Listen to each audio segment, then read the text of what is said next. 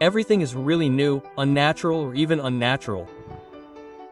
But if it is profitable in some way, gives some advantages, then it firmly enters our life, becoming a new, familiar nature. Greetings. Everett Alexander Viktorovich, design engineer, process engineer, freelancer. The topic of this video is generators with a shvelshaft and the capture and decomposition of resins. To begin with, what is a shvelshaft? The word schwell in German means slow burning, smoldering. That is, this word, in general, used to call earthen piles, where firewood was thrown at the bottom and when pulled, firewood was laid and there slowly burned charcoal to obtain, that is, burned wood to obtain charcoal. They used to be called shvels, in principle, until I found such a name in some fairly old sources. Well, in general, this is smoldering. That is, in general, decay in our case is perilous. I took it as a basis. Well, the first thing we'll start with is this book by the famous author Ginsberg, Generator, Gas Generator of the Ceramic Industry. The book is not very big, but it has a lot of options. Let's say, such an interesting topic. First, a generator with resin decomposition. In general, resins can be treated in different ways. We now mainly work on wood, but, let's say, this is the only source. Let's say, plastic waste can be mixed with wood, in principle, that is, work on what is there. Resins can be decomposed directly in the generator. A very correct approach, if you don't want to mess around, but in doing so you lose a lot of useful substances. Well, there are different options. Let's say, a standard generator with reversed motion, that is, when air comes from above, and here is gas extraction. Here, by the way, you see, such an interestingly implemented gas extraction. You have a cap blocking all this. The gases pass here, and, the fuel column descends onto the grate, rotating. It doesn't just show a scraper here, it rotates and the scraper removes the water from you, which falls, basically, a pool of water and is scraped out from below. Well, a pool is such a big word, all this is in sizes. We haven't even shown the manual mechanical drive here.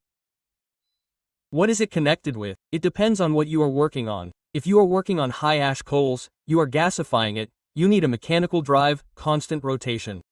Although, again, I will note that if you need to make 10 revolutions per hour there, it is better to make a pulse drive. Let these 10 revolutions per hour be divided, let's say, into 100 jerks of 1 revolution. This layer is better stirred, that is, when you make a quick turn by a small sector. But this is, in my experience, someone else may have a different opinion. Here the gas passes through the burning layer, decomposes. Another option, let's say, is more serious. You have galvanization happening here, and this is the second generator, you could say the second column, where the pre-paralyzed coal is located. And air and gas outlet come here. Well, you see, this is a direct type of gas generator. It gets here and passes through the coal column. Today, a small air supply is going on. It is exactly so that this coal column, slowly burning out, is red hot, but nothing more. That is, to maintain the temperature, you have, in principle, already quite hot gas. These generators often work here with a small layer, so that the gas is really hot. Here it overheats, the resins burn out, are filtered through the coal there and already quite purified gas comes out. There is another option. To remove the resins. The thing is that they can, in principle, be used, especially, I say again, if you are not working purely on wood, but with some additives. Ilie can be removed beforehand.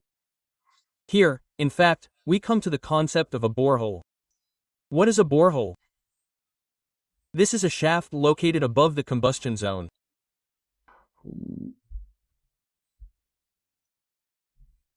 In general, we can say that any generator has a borehole, because you have gasification there, fuel pyrolysis occurs above the glossification, but a borehole is more, let's say, when it is developed, taken out, it is large, there is a large layer of fuel, and often very non-standard, well, for many, let's say, air flows, their directions are used.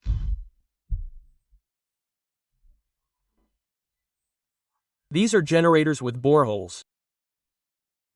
What is done here? What you get is, basically, like in a normal, let's say, direct process, you have gases passing through the flue shaft through a layer of fuel while drying it. Moreover, if your flue shaft is high enough, then, compared to a normal direct process, what happens is that not only does the gas paralyze all this, but if you have a constant layer of, generally speaking, unheated, well, slightly heated fuel at the top, it acts as a filter. That is, if the fuel temperature at the top of the shaft is below the condensation temperature of the resins, then, naturally, they will condense there. They will constantly go down, partially decompose there, partially evaporate again, but mostly still slowly decompose. Well, here everything depends on the balance between the moisture content of the fuel and the calorific value. There is an option when not all the resin passes through the flue shaft. You have the main volume of gas extraction going on. Yes, sometimes gas is sent along different paths. That is, now you assemble here like a regular generator, which, well, is of the reverse type, but such a balance is made that some of the gases rise upwards. That is, not everything is extracted. Here you simply put a sensor, let's say, a certain back pressure is created so that it is removed under a certain pressure. Here it is present so that some of the gas is pressed here in a regulated manner with an adjustable amount, then you start a much more active pyrolysis here. And if this shaft is high, then you have almost pyrocoal coming here, and, well, gases and some of the gases and resins go here. That is, in principle, it is possible to make several zones even for the removal of these gases, if such designs are made. That is, then you have almost coal coming here, in which there are no resins. And the main gases that you remove, they are almost resin-free. Well, you understand, if only carbon got down, and if you have a constant current going up there, you, accordingly, simply have no chance of getting here with a pier. It is clear that due to the movement of layers, something else, some kind of failure can pass there, but with a high shaft this is very unlikely. And, let's say, dissolving the fuel is already a different topic concerning the technology, and not the design principle itself. That is, such a design allows you to combine in one step, in one object, say, a quencher and a paralyzer. This is somewhat more complicated than separately. And it is not suitable for all fuels, but only for such, well, as wood, coal with a small addition of plastic, so that in total you do not form a lump of melt here during pyrolization. Well, if you throw only plastic here, then such a trick will not work. You will simply have a plug here. Then you just need to spread this thing. That is, you have this schwellschaft, so to speak, put on its side, becomes adjustable with a screw, with some kind of mixing. So that nothing liquid gets in here, does not block this thing. Here you can introduce mixers here, but this, well, I will not say that it is more difficult, just a different design. This topic, in general, is considered by schwellschachts not only here. Let's take gas generators now. Well, this is also called gas generators using small, that is, here, probably, the same scheme or very similar. And because those resins that go away, they can be used. Now, as far as I know, many are trying to simply get gas at the GPS and use it only for power generation. Well, also a way, in general, for a start, it is generally wonderful. But the thing is that what is released from there, it can be condensed and sold.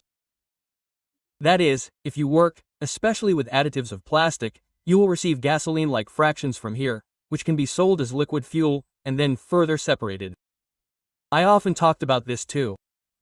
You still need to have a laboratory. It is very desirable to have one with a laboratory assistant, a chemist, with a professional specialized education. Then you will have many more options. What you get can be handed over somewhere else, sold, because usually there is enough of it in the ore. Understand in what other industries it can be useful. So what do I have here? Oh, well, here is something similar. Moreover, there is another interesting scheme. This place, you see, is like a shaft inside a shaft. Gases go here. It is called a retort. Well, that is, the principle is usually a retort, where you have heat from the side.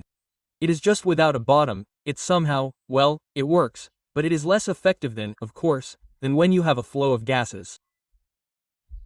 Well, for example, when you make charcoal and if you just have a retort and you heat it, you will have 12 hours there for large pieces to completely char. If you give there a circulation of the same cutting gases with additional heating, you will get everything much faster. This is not my invention, not some kind of my own.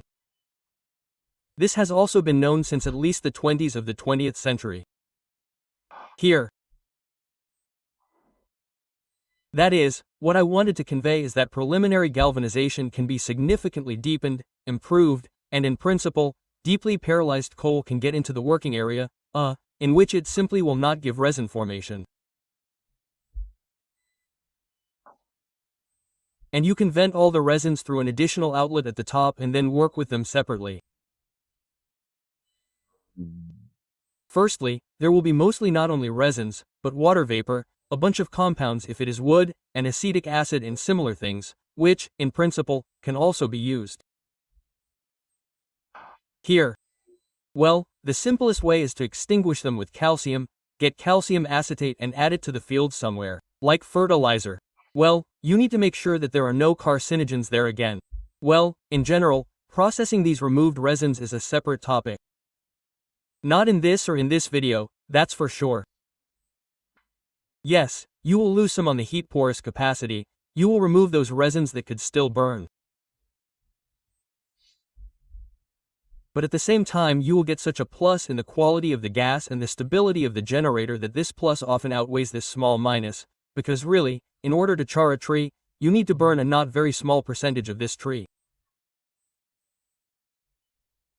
Well, what it is depends on the properties of the tree, humidity, a lot of things.